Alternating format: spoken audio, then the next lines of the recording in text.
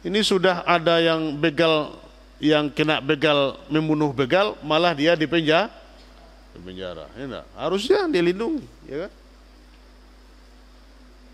Kenapa? Kalau kita mati mempertahankan diri kita dan harta kita, di mana tempatnya?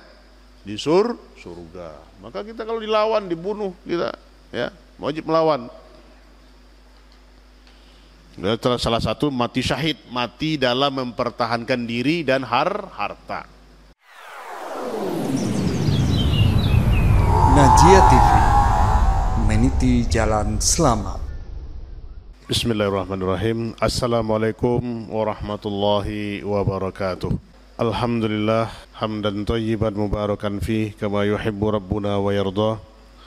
Asyhadu an la ilaha illallah wahdahu la syarikalah wa asyhadu anna Muhammadan abduhu wa rasuluh. Ya ayyuhalladzina amanu taqullaha haqqa tuqatih wa la tamutunna illa wa antum muslimun. Ya ayuhan nasu taqu rabbakumul ladzi khalaqakum min nafsin wahidah wa khalaqa minha zawjaha wa batha minhuma rijalan katsiran wa nisaa'a wattaqullaha alladzi tasaaluna bihi wal arham innallaha kana 'alaikum raqiba.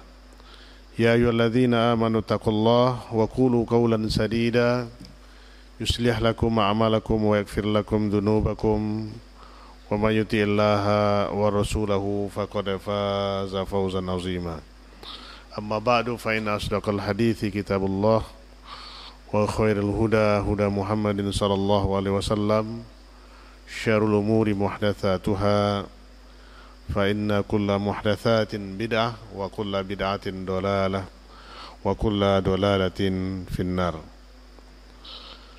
Ma'asyiral ikhwah wal akhwat, kaum muslimin dan muslimat wa banait thalabah, pemirsa Najia TV, azinillahu wa yakum jami'an dimanapun antum berada. Semoga Allah subhanahu wa ta'ala senantiasa memberkahi kita semua. Syukur alhamdulillah kita panjatkan kehadirat Allahu Rabbul Izzati wal Jalalah. Di kesempatan yang mulia ini kembali kita hadir di rumah Allah yang mulia ini, duduk sejenak di taman-taman surga Allah untuk menghadiri kajian yang rutin kita laksanakan. Selanjutnya semoga salawat dan salam tercurahkan kepada kekasih kita Nabi besar kita Muhammad sallallahu alaihi wasallam, yang beliau adalah ikutan kita, junjungan kita, yang telah mengorbankan semua harta, raga dan nyawanya untuk demi tersampaikan dakwah tauhid, dakwah yang mengeluarkan kita dari lumpur kejahilan dan kesyirikan menuju alam yang disinari dengan iman dan Islam dan di atas sunnah sebagaimana yang kita rasakan saat-saat ini. Semoga kita semua nanti senantiasa mendapat syafaatul uzma wa syafaatul khassah, syafaat yang khusus diberikan kepada kita insyaallah umat-umatnya, walaupun kita di akhir zaman jauh dari kehidupan Rasul, tetapi kalau kita mengamalkan apa yang beliau sampaikan, mempraktekkan dalam kehidupan kita sehari-hari tuntunannya, insyaallah ta'ala inilah umat yang beliau tunggu di telaganya nanti. Maka berbahagialah kita yang kita di akhir zaman kehidupan kita, tetapi kita ditunggu oleh Rasulullah SAW. Maka kerinduan kita bertemu dan berjumpa dengan Rasul SAW, ya, setelah kita mendambakan bertemu dan melihat wajah Allah, tentu yang kedua adalah kita ingin melihat bagaimana bentuk rupanya Rasulullah SAW. Kebahagiaan kita jemaah yang dimuliakan Allah adalah bisa mempraktekkan tuntunan beliau. Pada kesempatan ini kita akan melanjutkan kajian kita di hukum dan adab-adab Islam. Hukum dan adab-adab Islam sebagaimana kitab yang telah kita kupas pada pembahasan sebelumnya, bahwa kita telah sampai pada pembahasan yang terakhir itu masalah apa? Kasih sayang, ya. Yang di poin ke 11 dari kitab ini. Ya, malam ini kita akan membahas poin dan tema yaitu keharaman untuk berlaku zalim. Keharaman untuk berlaku zalim. Ya.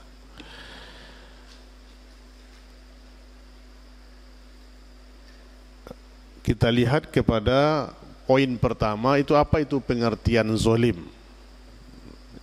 Pengertian zalim, ya. Sepermana kita kutip firman Allah Subhanahu wa taala, ya, inni zalamtu ya ibadi inni zalamtu, ya, inni haramtu zulman fala tazalamu, ya. Wahai hamba-hambaku, sesungguhnya aku mengharamkan kezaliman atas diriku. Ini firman Allah Subhanahu wa taala, ya ibadi, sesungguhnya aku mengharamkan kezaliman atas diriku. Apa maknanya? Ungkapan perkataan Allah Subhanahu wa taala ini, ya, maksudnya adalah Allah Azza wa Jalla melarang dirinya berbuat zalim terhadap hamba-hambanya. Ya, maksudnya adalah Allah Subhanahu wa taala mengharamkan kezaliman, melarang dirinya untuk berbuat zalim terhadap hamba-hambanya. Maka Allah Subhanahu wa taala tidak pernah dan tidak akan berbuat zalim kepada hambanya. Firman dalam Allah lagi dalam surah Al-Qaf ayat 29, surat Qaf surat ke-50. Allah katakan, wa ma ana bidzallamin lil abid. Wa ma ana bidzallamin lil abid. Dan aku tidak menzalimi hamba-hambaku. Ya, ini penegasan dari Allah Subhanahu wa taala akan dirinya tidak akan melakukan kezaliman kepada hamba-hambanya. Dan juga Allah katakan dalam surat Ghafir ayat 31. Surat Ghafir ayat 31. Wa mallahu yuridu zulman lil ibad. Wa mallahu yuridu zulman lil ibad. Padahal Allah tidak menghendaki kezaliman terhadap hamba-hambanya. Nah, dari pengertian dari ungkapan firman Allah tadi, ya, dapat kita pahami bahwa Allah Subhanahu wa taala tidak akan pernah menzalimi hamba-hambanya. Ini jaminan Allah kepada kita. Jadi jangan kita nanti, ya, beranggapan bahwa Allah menzalimi kita, ya, berbuat aniaya atau segala macamnya, ya. Ini kebanyakan kita lihat, ya, kalau dia diberi rezeki oleh Allah dia merasa itu hasil usahanya, tapi kalau disempitkan oleh Allah rezekinya dia beranggapan bahwa Allah menghinakannya. Ya, dalam surah Al-Fajr itu Allah katakan. Begitulah keadaan manusia. Ya, padahal Allah telah mengharamkan kezaliman itu pada dirinya. Jadi kesimpulan zalim ialah apa pengertian zalim itu? Zalim ialah menempatkan sesuatu bukan pada tempatnya.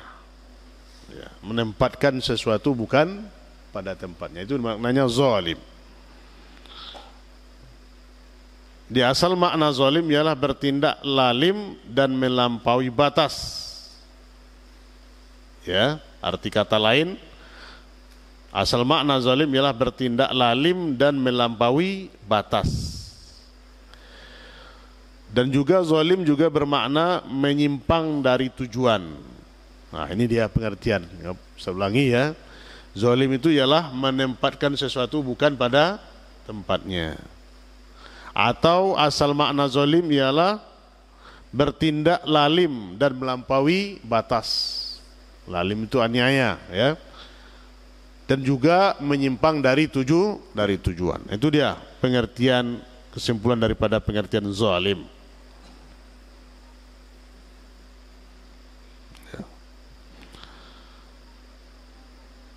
Maka Allah Subhanahu wa taala yang menciptakan perbuatan hambanya, ya, yang di dalamnya terdapat kezaliman, ini tidak berarti Allah Azza wa Jalla memiliki sifat zalim. Ya, kan sifat zalim itu sudah ada, ya. Tetapi sifat zalim tidak boleh kita sandarkan kepada Allah Subhanahu wa taala. Walaupun sifat zalim itu ada. Ya. Karena Allah selama Maha suci dia dari sifat kezaliman. Begitu juga Allah tidak bisa disifati dengan seluruh perbuatan buruk yang dikerjakan manusia, yang merupakan hasil penciptaan dan takdirnya. Ya, Allah juga menciptakan yang baik dan menciptakan yang buruk. Maka perbuatan baik kita sandarkan kepada Allah. Perbuatan buruk kita sandarkan kepada siapa? Disandarkan kepada diri kita sendiri. Ya, maka yang baik-baik kita sandarkan kepada Allah. Sementara perbuatan buruk itu disandarkan kepada diri kita, ulah diri kita sendiri yang tidak mau melakukan kebaikan. Karena Allah juga menciptakan yang baik dan menciptakan yang buruk. Maka kita disuruh untuk memilih perbuatan yang baik dan menjauhi perbuatan yang buruk. Nah ini. Maka perbuatan-perbuatan, karena Allah hanya disifati dengan perbuatan-perbuatan dirinya dan tidak disifati dengan perbuatan-perbuatan hambanya. Perbuatan hamba adalah makhluknya dan dia tidak bisa disifati dengan salah satu darinya. Namun dia disifati dengan sifat-sifat dan perbuatan-perbuatan yang ada padanya. Nah ini kesimpulan, ya. Jadi sifat itu semuanya ada pada Allah, tapi yang disifat perbuatan hamba itu bukanlah disifati kepada Allah Subhanahu wa taala. Maksudnya apa? Perbuatan yang baik adalah disandarkan kepada Allah, sementara perbuatan buruk, ya, walaupun itu diciptakan Allah, tetapi manusialah yang melakukan kezaliman kepada dirinya. Maka Allah tidak menyukai kezaliman. Ya. Kita lihat itu dari pengertian, ya, pengertian dari kezaliman. Apa tadi? Menempatkan sesuatu bukan pada tempatnya. Apa lagi?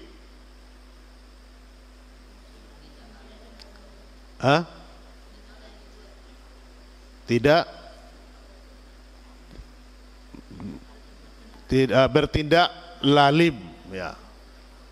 Bertindak lalim itu aniaya, ya. Ada pepatah ungkapan kita, raja alim raja disembah, raja lalim raja disanggah. Pernah didengar itu pepatahnya? Raja alim itu raja disembah, maksudnya apa? Raja alim itu dipatuhi, tapi kalau raja lalim disanggah. Nah itu pepatah kita itu, dibantah, ya. Maka Allah tidak menyukai kezaliman. Atau dengan kata lain, zalim itu adalah melenceng dari tujuan semula, ya, melenceng dari tujuan asalnya. Nah itu nanti dari segi pengertian. Kemudian yang kedua, kita masuk kepada haramnya berbuat zalim. Haramnya berbuat zalim. Seperti firman Allah yang artinya, dan aku menjadikan haram di antara kalian, maka janganlah kalian saling menzalimi. Maka janganlah kalian saling menzalimi, ya. Itu Allah telah mengharamkan kezaliman, fala tazalamu. Maka janganlah kalian saling menzalimi. Apa maksudnya?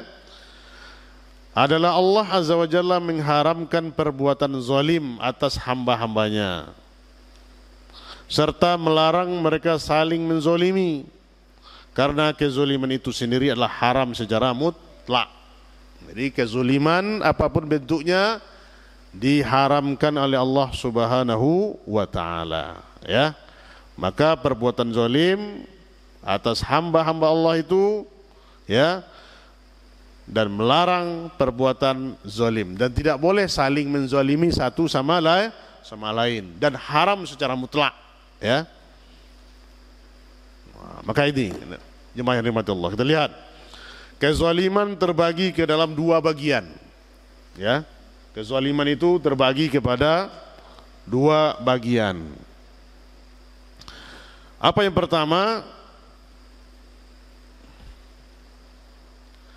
Yang pertama adalah kezaliman seorang hamba terhadap dirinya sendiri,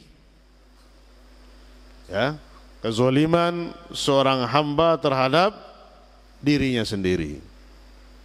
Dan kezaliman yang paling besar adalah syirik, yaitu mempersekutukan Allah dengan selainnya, ya, dengan yang lain, ya. Inna syirka la zulmun azim. Firman Allah dalam surah apa itu? Luqman ayat 13. Inna syirka la zulmun azim. Sesungguhnya kesyirikan itu adalah kezaliman yang paling besar. Nah, ini dia kezaliman yang pertama, yaitu kita melakukan perbuatan syirik. Itu kezaliman kepada diri kita sendiri, ya. Kenapa syirik ini dijadikan kezaliman yang pertama atau kezaliman seorang hamba kepada dirinya? Yaitu sebabnya orang musyrik telah menempatkan makhluk pada kedudukan sang khalik atau pencipta. Nah, ini, ya, orang musyrik yang menyekutukan Allah itu menempatkan makhluk pada kedudukan sang khalik, padahal dia itu adalah makhluk, sama-sama diciptakan oleh Allah. Maka orang musyrik ini menjadikan makhluk itu sama posisinya dengan Al-Khaliq. Nah, inilah kezaliman, ya, yang nyata. Kemudian mereka menyembah dan mempertuhankannya. Ini berarti menempatkan sesuatu bukan pada tempatnya. Masa sapi, untuk apa sapi diciptakan Allah? Ya, untuk disembelih, dijadikan kurban atau dimakan. Ada ndak orang yang menyembah sapi? Ya, naudzubillah.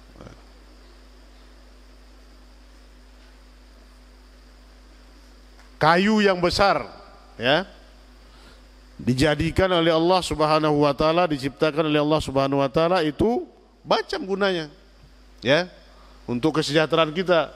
Kalau dipotong kayu itu dapat berapa kubik, ya. Misalnya kayunya itu ada 30 kubik. Kalau sekubik kayu berapa sekarang? Ada 2.500.000, enggak? Kali 30 kubik. Berapa itu? Ini kayu ini tidak dipergunakan, tidak dimanfaatkan. Tapi kayunya dibikin sesajen di situ. Kemudian dijadikan tempat meminta. Ikan diciptakan Allah untuk apa?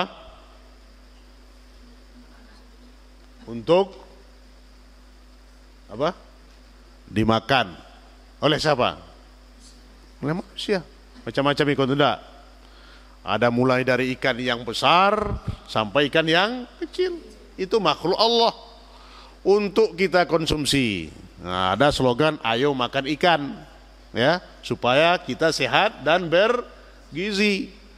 Orang yang tinggal di laut tuh makan ikan, ya enggak? Yang tinggal di Sasak, yang tinggal di air bangis, yang tinggal di mandi angin, gemar makan ikan.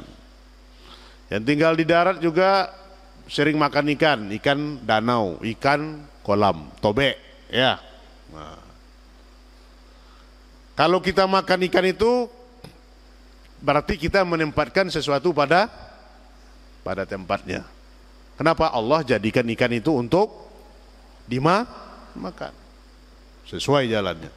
Nah, kalau ikan itu ya kita jadikan apa itu? Tidak boleh kita makan. Nah, kalau dimakan nanti gembung perut kita. Ya. Kalau kita makan mati kita. Atau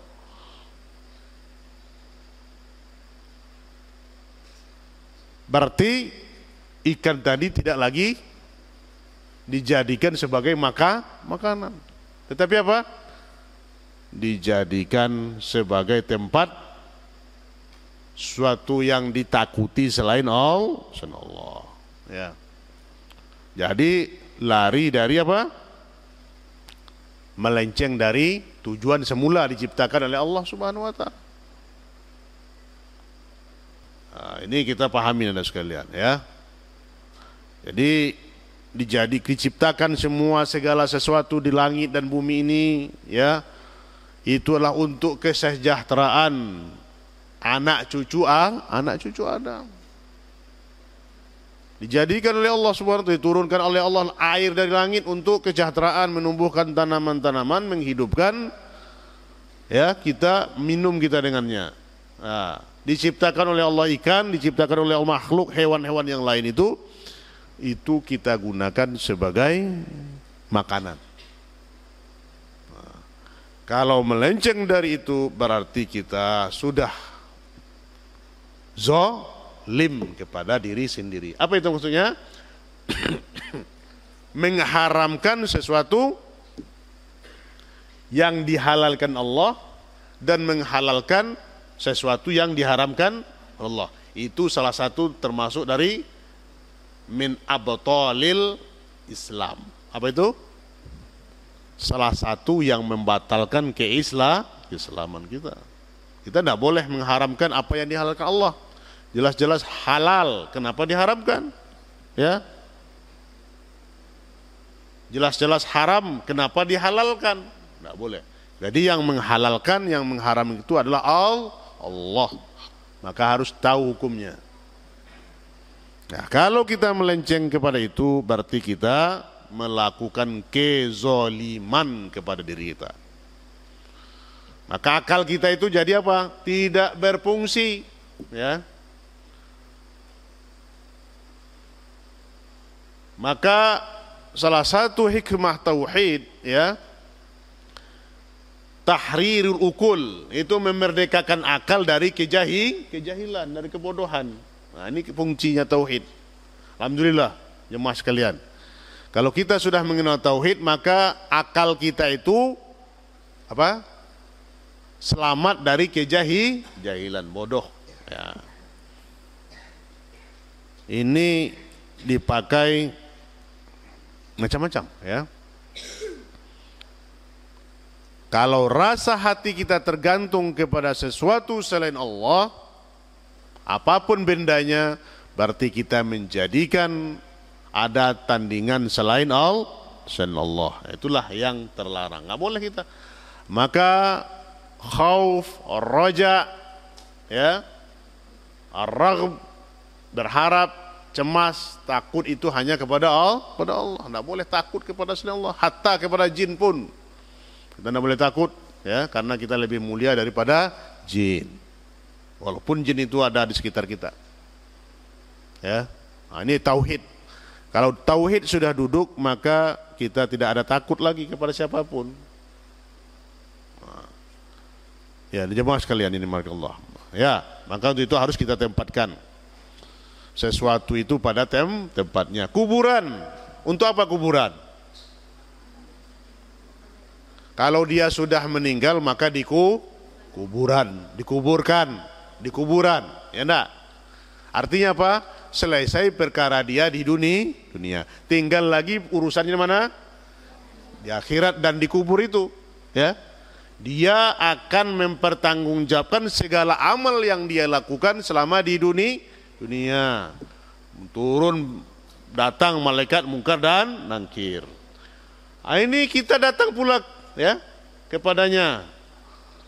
Kuburan kita meminta khaul ya. Meminta doa, meminta syafaat pula kepada dia. Sementara yang dia di dalam kubur itu belum tentu selamat dari azab Allah. Nah, ini yang harus kita merdekakan. Jadi ada lagi tergantung kepada maka kubur siapapun di muka bumi ini ya itu sudah berpindah dia dari alam dunia yang fana ini kepada alam baqo, alam barzah. Nah ini. Jadi tidak sama dengan alam kita lagi. Nah ini tempatkanlah kalau dia sudah kuburan, yang sudah tamat dia. Boleh kita mendoakannya, boleh. Boleh kita minta doa kepadanya, tidak boleh. Nah ini boleh. Mendoakannya boleh.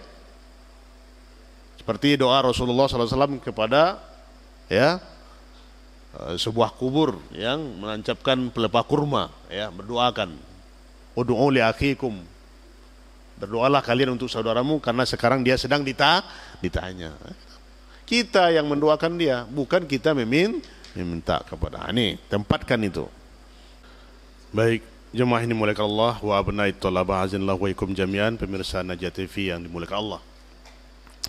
Kita lanjutkan, tadi baru kita membahas pada poin yang pertama, bentuk-bentuk kezaliman. Apa tadi yang pertama? Zalim terhadap diri sendiri, ya. Nah, sebahagian besar ancaman bagi orang-orang yang zalim dalam Al-Quran ini dimaksudkan untuk orang-orang musyrik, ya. Jadi ancaman Allah yang ada di dalam Al-Quran itu dimaksudkan untuk orang yang berbuat kesyirikan atau orang musyrik.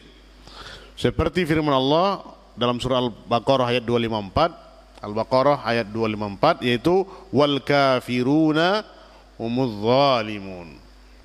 Wal kafiruna humudz zalimun, dan orang-orang kafir itulah orang-orang yang zalim. Nah, mereka lah orang-orang yang zalim kepada diri mereka sendiri. Wal kafiruna humudz zalimun, dan orang-orang kafir itulah mereka adalah orang-orang yang zalim. Kenapa mereka zalim? Karena mereka mensekutukan Allah, ya, tidak menempatkan sesuatu pada tempatnya atau melenceng dari jalurnya. Nah, ini perangai orang-orang kafir. Semoga kita jemaah sekalian dilindungi dari perangai orang-orang kafirin. Nah, kemudian berikutnya diikuti dengan perbuatan maksiat, ya, dengan berbagai jenisnya dari perbuatan dosa-dosa besar dan dosa-dosa kecil. Nah, setelah syirik itu dosa yang paling besar, kezaliman yang paling besar, setelah itu dosa-dosa besar yang lainnya dan dosa-dosa kecil. Itu zalim kepada diri sendiri. Apalagi contohnya banyak, ya. Melakukan, ya, kezaliman kepada diri sendiri itu perbuatan melakukan maksiat, dosa-dosa besar, meminum khamar, lagi melakukan perzinaan, ya, membunuh, ya, berdusta, menipu, ya, merampok orang lain, korupsi, ya. Itu semua bentuk-bentuk kezaliman pada diri sendiri.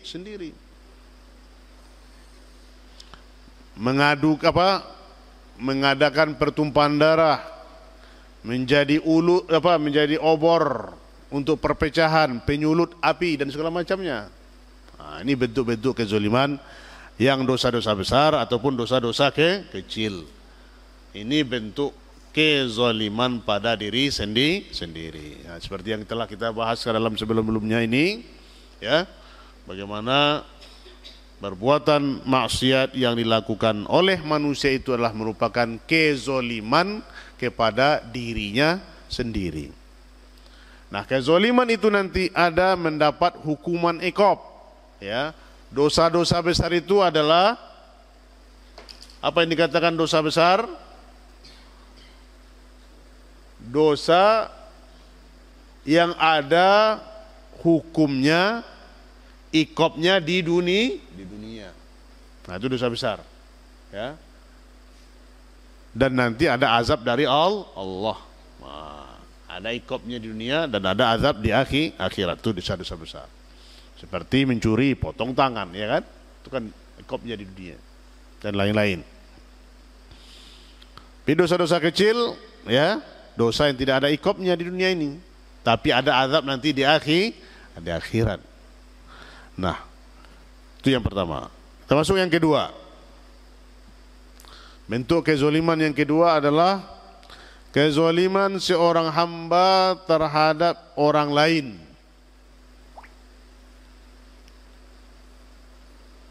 Kezaliman seorang hamba terhadap orang lain. Itulah yang disebutkan dalam hadis, ya, pada haji wada.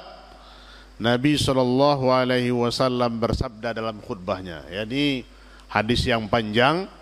Penggalannya itu Rasulullah SAW berkhutbah pada Hajjatul Wada, pada khutbah wada, ya, haji wada. Rasulullah SAW mengatakan penggalan hadisnya. Apa yang dikatakan oleh Rasulullah SAW dalam khutbahnya itu?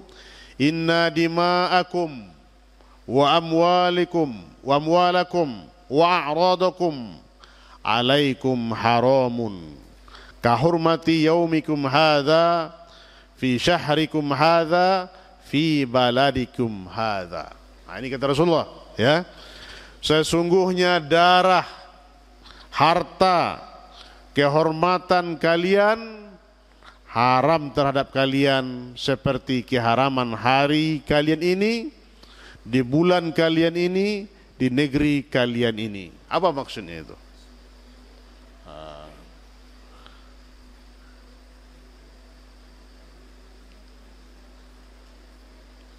Jadi kita diharamkan untuk mengadakan pertumpahan darah. Sudah dilarang, diharamkan oleh Allah, ya. Maka kita tidak boleh membunuh, ya, seorang mukmin.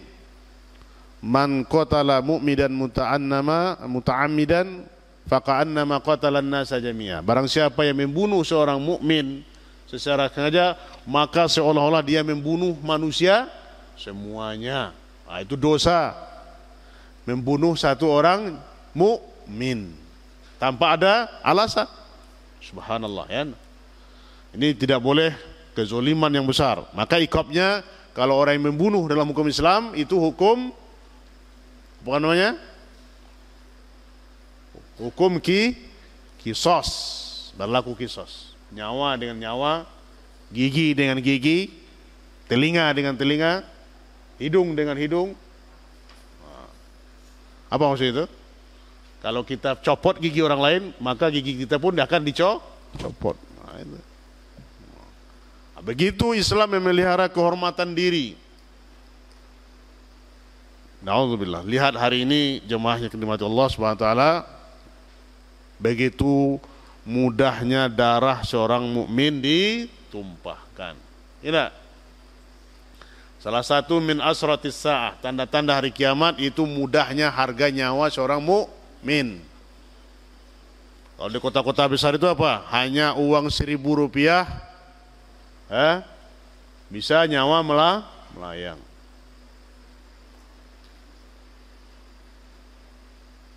Kezaliman yang luar biasa hari ini.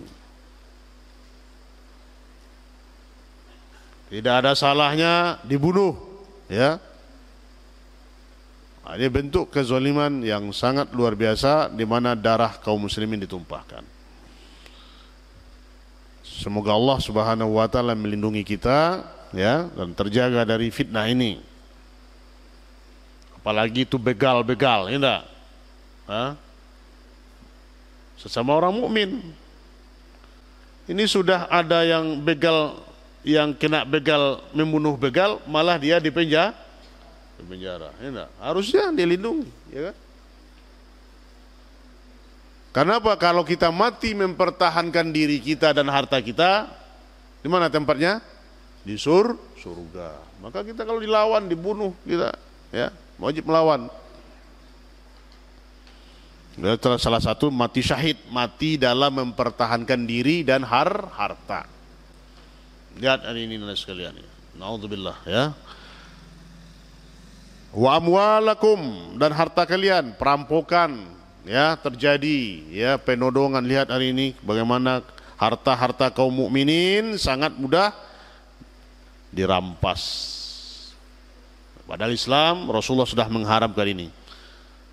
Kalau Rasulullah sallallahu alaihi wasallam, kalau Islam itu tegak, lihat ya bagaimana kemuliaan seorang mukmin dilindungi, hartanya, jiwanya, tidak mudah ya.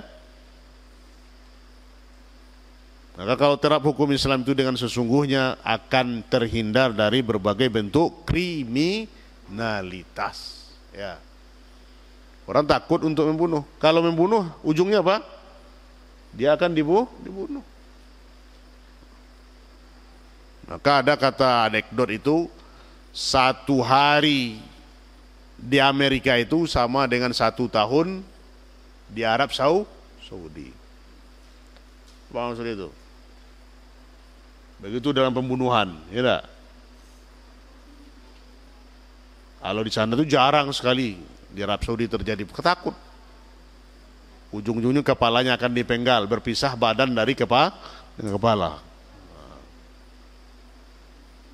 Nah, itu menjaga, begitu Islam menjaga. Nah, jadi harta wa'aradukum alaikum haramun, dan kehormatan, maka kita tidak boleh merusak kewibawaan saudara kita, ya, menjatuhkan kehormatannya di muka umum. Karena ini diharamkan oleh Rasulullah SAW. Maka kesalahan orang lain, kesalahan saudara kita tidak boleh kita buka aibnya di hadapan khalayak ramai. Ini harus kita jaga. Kalau ada kita nampak sesuatu aurat, nampak sesuatu aib, nampak satu kesalahan pada saudara kita, yang paling baik adalah kita nasihati. Kalau tidak bisa kita nasihati, hendaklah kita diam dan kita doakan dia, semoga Allah mengampuni kesalahannya. Bukan malah mengobarkan keburukannya di muka umum, menjatuhkan kehormatannya, kewibawaannya, apalagi kewibawaan pemerintah, kewibawaan pemimpin. Itu harus kita jaga. Ya. Kewibawaan orang tua, kewibawaan guru, nah, semuanya harus kita jaga, kehormatan mereka. Maka darah para ulama, daging para ulama itu racun ya. Tidak boleh kita, guru-guru kita itu kita zolimi dengan merusak wibawanya. Kalau ada maka diam. Nah, inilah yang seharusnya kita lakukan, abna'i thalabah ya. Karena apa? Ini sering kita sampaikan, kewajiban kita untuk menutup aib saudara kita. Kalau kita ingin ditutup kesalahan mereka, kita tutup kesalahan saudara kita. Man satara musliman satarallahu yaumal qiyamah, atau kama qala Rasulullah SAW. Siapa yang menutup aib saudaranya, maka Allah tutup aibnya pada hari kiamat. Nah, maka kehormatan itu harus kita jaga. Ya. Kahurmati yaumikum hadza, seperti haramnya hari ini, yaitu hari itu pada hari haji di Arafah, hari Zulhijjah. Rasulullah haji wada ya, di bulan ini ya, hari haji di bulan haji di negeri yang diharapkan itu di negeri Al-Haram, di Mekah Al-Mukarramah. Nah, ini maka kita tidak boleh menzalimi orang lain, menzalimi saudara-saudara kita.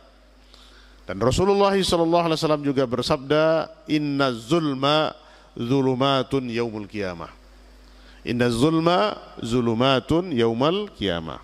Sesungguhnya kezaliman adalah kegelapan pada hari kiamat. Nah, maka kalau kita berbuat zalim, itu kezaliman pada hari kiamat. Maka kita tidak boleh melakukan kezaliman kepada orang lain. Ya.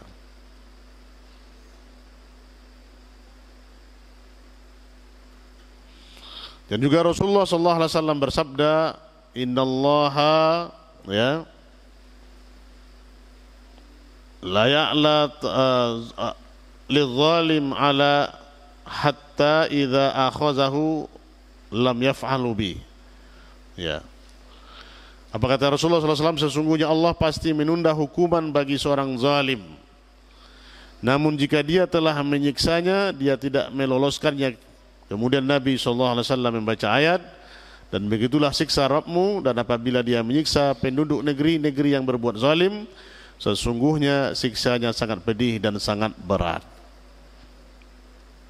Ya, ini kalau Allah ingin berkehendak untuk menyiksa suatu kaum, maka Allah tunda sampai Allah tunggu keputusan itu. Ya, sehingga kita lihat Allah menyiksa negeri-negeri yang telah dikisahkan di dalam Al-Quran, bagaimana Allah Subhanahu wa Ta'ala membinasakan suatu kaum, ya, membenamkan suatu kaum ke dasar bumi, membalikkan bumi ditimpakan kepada mereka. Ini karena apa? Karena mereka berbuat zalim kepada dirinya dan kepada orang lain.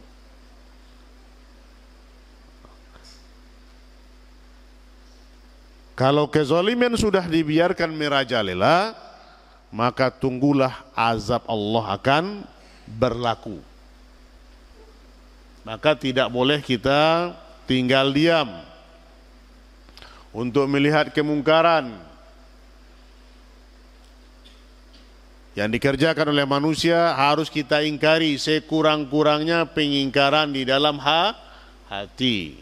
Nah ini, ya, karena itu maksiat. Karena kalau sudah datang azab Allah itu, yang baik dan yang jahat, ya, itu akan merasakan azab Allah Subhanahu wa Ta'ala. Nah, dipilih lagi oleh Allah, ya. Coba Anda sekalian masih ingat putar itu tahun 2004, apa yang terjadi? Desember tanggal 26, Allah luluh lantakkan, ya, tsunami di Aceh. Udah ada itu belum, ya? Umurnya belum lahir mungkin, ya.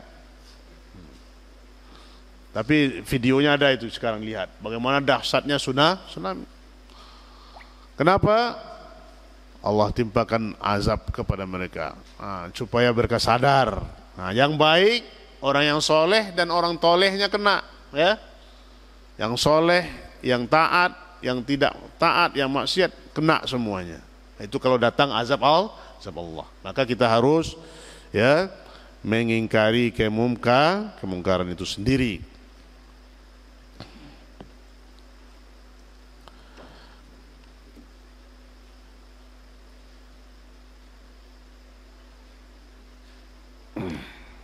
Maka hati-hatilah kita dengan kezaliman kepada orang lain, ya, karena kezaliman itu akan menimpakan kezaliman itu akan kegelapan pada hari kiamat. Nah, jemaah yang dirahmati Allah, seorang muslim wajib menjauhi perbuatan zalim karena kezaliman mengakibatkan. Ini ada empat akibat, ya, yang akan ditimpakan kepada seseorang kalau mereka melakukan kezaliman. Maka kita seorang muslim, ya, menjauhi perbuatan zalim ini. Apa yang ditimpakan oleh Allah kepada kita kalau kita berbuat zalim? Yang pertama adalah datangnya kemurkaan dan hukuman Allah Azza wa Jalla. Ini yang pertama. Datangnya kemurkaan dan hukuman Allah Azza wa Jalla. Kalau kita melakukan kezaliman kepada diri kita sendiri dan kezaliman kepada orang lain, tunggulah murka dan azab Allah. Maka kita jangan merasa aman dari azab Allah, ya, merasa aman dari murka Allah Subhanahu wa Ta'ala. Kan masih ingat itu, ya, ada berapa bulan baru kita merasakan goncangan dahsyat, ya kan? itu masih selamat. Anda sekalian kemarin berada di sekolah, ya kan? Nah, itu baru berapa skala Richter. Kalau yang besar dari itu gimana nanti? Nah, itu supaya kita sadar. Nah, ya, kalau berbuat zalim maka tunggulah kemurkaan Allah. Yang kedua, tersebarnya permusuhan dan kebencian di antara manusia. Nah, ini wajib kita jauhi perbuatan zalim itu karena dia berakibat tersebarnya permusuhan dan kebencian di antara manusia. Maka tidak boleh kita berbuat zalim kepada orang lain. Maka seorang mukmin itu dia harus sebagai menjadi apa? Pendamai, islah. Innamal mu'minuna ikhwatun fa aslihu baina akhawaikum. Jadi tugas kita seorang mukmin itu adalah mendamaikan. Bukan menjadi apa? Bukan menjadi kacang miang. Tahu kacang miang? Hah? Atau bukan menjadi ulek bulu. Hah? Ulek bulu itu apa enggak? Ya. Kalau disenggol digeser kita gatal-gatal. Benda itu, ya. Maka jadilah kita orang seperti madu dan lebah. Madu itu, ya. Lebah. Itu prinsip filosofi orang mukmin. Khairun nas anfa'ahum linnas. Sebaik-baik manusia itu adalah bermanfaat bagi orang lain. Bukan menciptakan obor permusuhan. Seperti Ustaz contohkan, kalau ada teman itu didamaikan, kalau ada berkelahi didamaikan segera, diislah. Ya. Bukan malah dibuat permusuhan. Yang ketiga, mengakibatkan akan terjadinya peperangan dan pemberontakan. Nah, ini ya. Kalau kezaliman sudah merajalela, maka akan terjadi peperangan dan pemberontakan, permusuhan. Faliyadzubillah min zalik.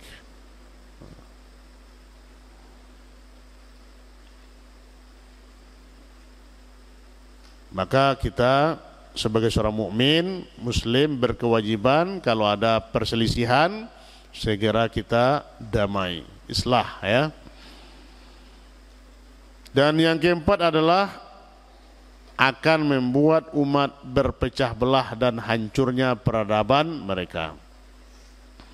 Ini kalau kezaliman sudah merajalela, membuat umat itu akan berpecah belah dan hancurnya peradaban mereka. Ini kehancuran kita umat Islam, ini akibat kezaliman kepada diri sendiri dan kepada orang lain. Kenapa kita sekarang tidak dihargai? Karena kita berbuat zalim, melakukan maksiat. Ya, kalau kita kaji sejarah itu, bagaimana keruntuhan kejayaan umat Islam itu karena mereka meninggalkan syariat Allah dan hanyut dalam maksiat. Nah, akhirnya musuh tidak segan lagi sama kita. Ya, tidak ada lagi wibawa seperti kita hari ini. Maka untuk membangkitnya butuh kembali pada ilmu. Dan kita tidak boleh berbuat zalim kepada saudara-saudara kita. Hati-hati kita kepada menzalimi saudara kita itu. Bahkan kepada orang kafir pun kita tidak boleh berbuat zalim. Apalagi orang mukmin.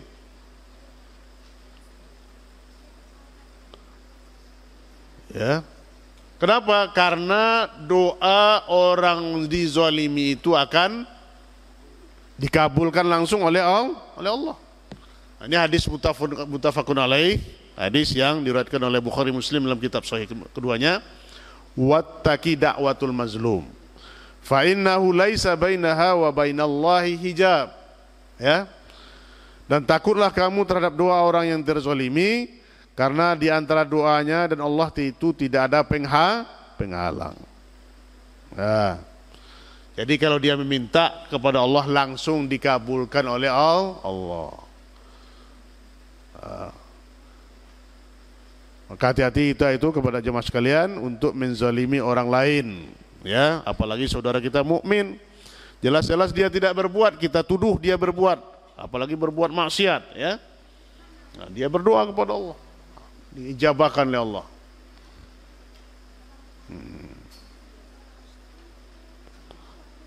Ya, hati-hati kita dalam berbuat menzalimi orang lain. Kemudian kita mengutip hadis Abu Hurairah. Hadisnya ini tentang larangan kita berbuat zalim. Rasulullah SAW katakan, "Man kana 'indahu mazlamatun li akhihi min 'irdihi aw min syai'in fal yatahallalhu min qabli alla yakuna dinarun wala dirhamun in kana lahu amalun salihun ukhidha minhu biqadri mazlamatihi wa illam yakun lahu hasanatun ukhidha min sayyiati sahibihi fa humila alaih." Muttafaqun alaih, rawahul Bukhari. Ini kata Rasulullah SAW, barang siapa menzalimi saudaranya pada harga dirinya atau yang lainnya, ya. Saya ulangi, barang siapa menzalimi saudaranya pada harga dirinya atau yang lainnya, maka hendaklah ia meminta agar itu dihalalkan sebelum dinar dan dirham tidak ada gunanya. Jika ia memiliki amal soleh, maka amalan tersebut akan diambil darinya sesuai kadar kezalimannya. Namun jika ia tidak memiliki kebaikan, maka dosa kejahatan orang yang dizalimi tersebut akan diambil dan dibebankan kepadanya. Hadis riwayat Bukhari. Subhanallah, ya. Itu kalau kita menzalimi saudara kita, merusak harga dirinya, ya, menyebarkan aibnya, meruntuhkan kewibawaannya dan yang lainnya, maka nanti amal kita ada, diambil amal kita, kemudian diserahkan kepada siapa? Orang yang kita zalimi tadi. Kalau kita tidak ada membawa amal pada hari kiamat, bagaimana? Maka kejahatan orang yang kita zalimi itu akan dipindahkan kepada kita. La haula wala quwata illa billah. Menanggung dosa kita saja kita belum sanggup, apalagi menanggung dosa orang lain. Maka itu jemaah, saya nasihatkan diri kita sendiri dan kita semua, kuf al-lisan, ya, karena lisan ini yang paling banyak berbuat zalim. Tahan lisan kita untuk komen, ya. Hari ini tidak saja lisan kita tahan, apalagi yang paling penting, sekarang lisan sudah berpindah kepada, kemana pindahnya? Lisan berpindah kepada tangan. Ya, sebarkan di media sosial. Si fulan begini, ya, sebarkan, ya, aibnya di muka umum. Nah, ini nanti kalau dia menerima, ya, pahala gratis, maka anda sekalian, Ustaz nasihatkan jamaah kita, kalau ada orang yang berbuat zalim kepada kita, minta saja pada Allah untuk kesabaran diri. Insya Allah kama tadinu tudan. Nah, ini fatahnya. Apa itu? Siapa yang berhutang pasti akan membayar hutang. Nah, diam saja, tenang. Anda dizalimi, dicaci maki, ya, dilecehkan, diamkan, serahkan semua itu pada Allah, ya. Kenapa? Karena kita harus sabar, dan sebaik-baik sabar itu adalah sabar dalam ujian. Kita minta terus agar diberi kesabaran. Wasta'inu bis-sabri wassalah. Minta tolonglah kalian kepada Allah diberi kesabaran dan sholat. Sabar. Senjata utama Rasulullah itu apa? Maka Islam itu sampai ke kita sekarang ini kenapa? Berkat kesabaran Rasulullah SAW dalam menyampaikan dakwah ini. Bagaimana Rasulullah SAW disakiti, dihina, dicaci, dimaki, ya, bahkan mau dibunuh, ya, tapi dia sabar, ya. Maka ini kesabaran yang utama. Sabar tidak ada batasnya. Kalau membilang sabar sangat mudah, tetapi mengaplikasikan dalam kehidupan sehari-hari sangat susah. Nah, maka kita terus minta tolong kepada Allah, ya. Minta tolong kepada Allah agar diberi kesabaran. Orang yang sabar, innallaha ma'as sabirin. Sesungguhnya Allah bersama orang-orang yang sabar. Kalau Allah sudah bersama orang sabar, siapa lagi bersama kita, ya? Lebih dari segala-galanya. Nah, baik, dari kajian ringkas kita pada malam ini ada 3 faedah yang kita ambil kesimpulan. Ya, ada 3 faedah. Yang pertama adalah larangan berlaku zalim beserta ancamannya. Larangan berlaku zalim beserta ancaman. Maka kita tidak boleh berbuat zalim, apakah kepada diri kita sendiri atau kepada orang lain. Dan ancaman Allah Subhanahu wa taala amat syadid. Ditimpakan azab oleh Allah Subhanahu wa taala kepada kita. Ya, itu yang pertama. Yang kedua adalah siksa bagi orang yang berlaku zalim sangat berat di dunia dan di akhirat. Nih, siksa bagi orang yang berlaku zalim sangat berat di dunia dan di akhirat. Apa siksanya di dunia? Orang yang zalim itu berat, bisa ditimpakan oleh Allah azab, ya. Bagaimana kita lihat itu kalau Allah sudah mengazab satu kaum, ya, Allah binasakan. Dan menjadi saksi sejarah bagi kita hari ini umat-umat terdahulu yang dibinasakan oleh Allah Subhanahu wa taala. Dan di akhirat nanti juga akan mendapat hukuman yang berat. Nah, maka kita hati-hati. Kemudian yang ketiga, doa buruk yang diucapkan orang yang dizalimi, doa buruk yang diucapkan orang yang dizalimi kepada orang yang menzalimi itu dikabulkan oleh Allah. Ini yang poin yang ketiga, ini hati-hati kita, ya. Maka hati-hati kita dalam menzalimi orang lain.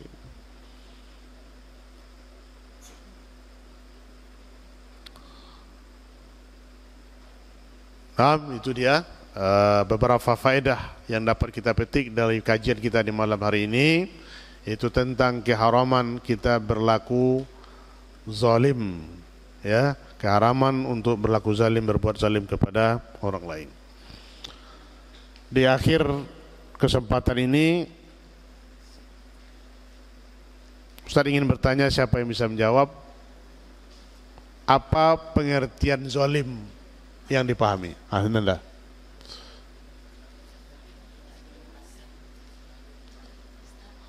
Tidak menempatkan satu pada tempatnya. Apalagi? Tidak melenceng dari tujuan awal. Ahsan. Barakallahu fiik. Siapa namanya, Nak? Diki, ya. InsyaAllah dapat hadiah dari Ustaz, ya. Oke. Sebutkan pembagian dua bentuk kezaliman. Nanda.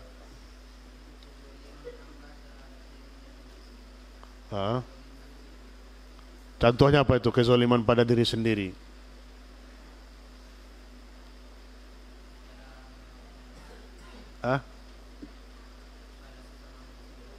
Kedua, kezaliman, ya, itu contoh kezaliman pada diri sendiri, itu perbuatan syirik. Yang kedua,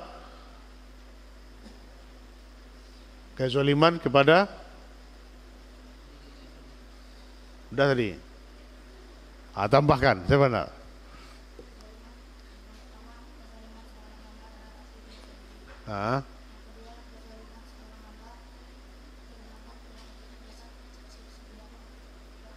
Apa contohnya pada orang lain?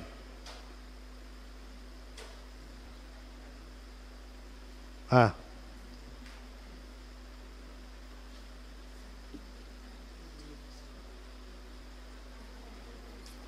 Ah. Apa? Keras suaranya. Ah, menyebarkan aib orang lain. Dapat separuh-separuh ya. Siapa namanya? Mas Muk? Fauzi sama Akbar. Masya Allah. Tutup bukunya semua. Aglik kurrosatikum. Tutup bukunya. Ya. Tidak ada yang melihat buku ya. Hadiah terakhir. Ya. Tutup bukunya. Sebutkan thalathah min fawaid. 3 faedah pembelajaran kita di keharaman berbuat zalim.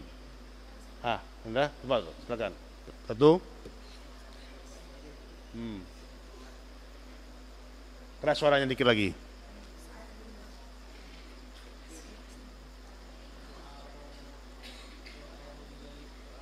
Sesuai urutannya. Yang pertama tadi apa faedahnya?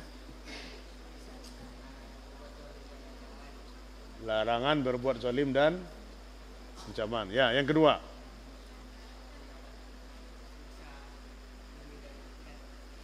Ya, dapat siksa. Nah, yang ketiga.